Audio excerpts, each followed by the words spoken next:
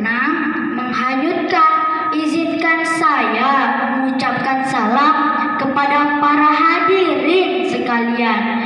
Assalamualaikum warahmatullahi wabarakatuh.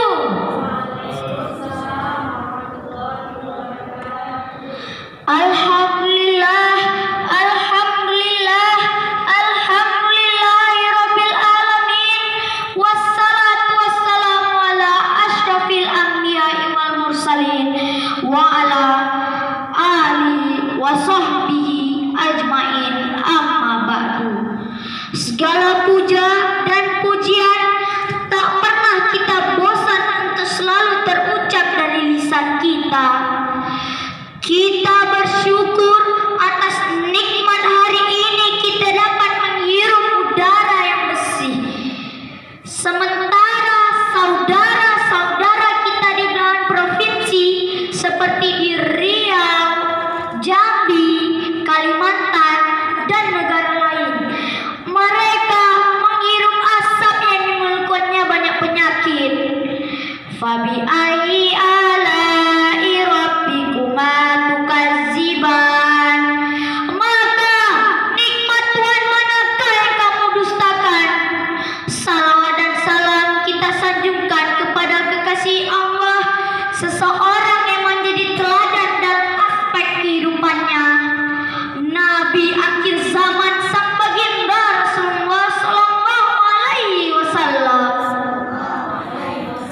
Yang saya hormati para dewan hakim yang arif dan bijaksana, dan yang saya sayangi dan cintai tentunya karena Allah yang semua hadir di sini. Teman-teman yang disayang Allah, berbakti kepada kedua orang tua merupakan kebaikan-kebaikan yang dipersembahkan oleh anak kepada kedua orang tuanya. Sabda Rasulullah, Allah merahmati orang tuanya yang menolong anaknya untuk bisa berbakti kepadanya. Atas dasar ini, saya ingin menyampaikan pidato berjudul keutamaan berbakti kepada kedua orang tua. Allah Subhanahu wa taala berfirman dalam surah Al-Isra ayat 23.